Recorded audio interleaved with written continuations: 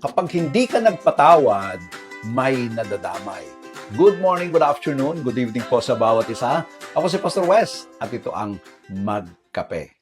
May tao bang hanggang ngayon ay hindi mo pa rin siya napapatawad? At kahit matagal nang nangyari, dala-dala mo pa rin ang galit at sama ng loob? Pero paano kung ang hindi mo pagpapatawad ay hindi lang ikaw ang naapektuhan? Paano kung pati ang buong pamilya mo ay nadadamay na? Yan yung devotion namin kanina sa Magkape. Nasa 2 Samuel chapter 3 na po kami. Doon namin nakita, pinatay ni Joab si Abner dahil sa personal niyang galit. Kasi naman, pinatay ni Abner noon ang kapatid ni Joab na si Asahel. May dahilan naman yung sakit na loob talaga ni Joab. Pero sa halip na ipaubaya sa Diyos, pinili niyang maghigante. At ang problema, hindi lang si Joab ang naapektuhan. Nagkaroon din ng panibagong kaguluhan sa buong Israel. Alam niyo po, sa Ephesians chapter 4 verse 32, ito po yung sinabi.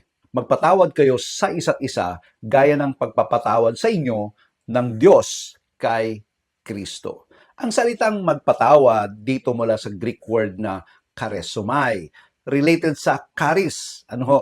Yung tawag nila ay grace. Ibig sabihin, ang pagpapatawad ay connected sa grace or sa biyaya.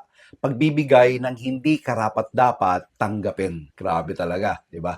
Yan yung pagpapatawad. Hindi ibig sabihin na tama naman ang ginawa niya sa'yo. It means hindi mo hahayaang ang ginawa sa'yo ang patuloy na magkontrol sa puso mo at sa buhay mo. At saan natin natututunan ang pagpapatawad? Kay Kristo. Kaya kung mayroon kang Holy Spirit sa buhay mo, kayang-kaya mong gawin ito. Sinabi ni Jesus Christ nung habang siya ay nasa cross, Ama, patawarin mo sila. Tandaan niyo po ito. Kung mayroong taong hindi mo mapatawad, hanggang ngayon, dalhin mo ang sugat na yan kay Jesus Christ. Kapag hindi ka nagpatawad, may madadamay.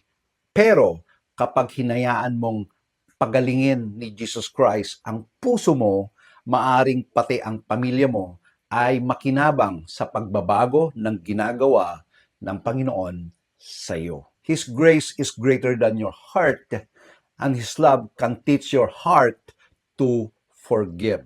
Kung may kaibigan kang nagtatanong, how to get to heaven, meron po akong link diyan sa description, i-copy mo yon at isend sa kanya. Again, ako si Pastor Wes, na laging nagsasabing, be an inspiration at solution po. Ingat po kayo. God bless everyone. Bye.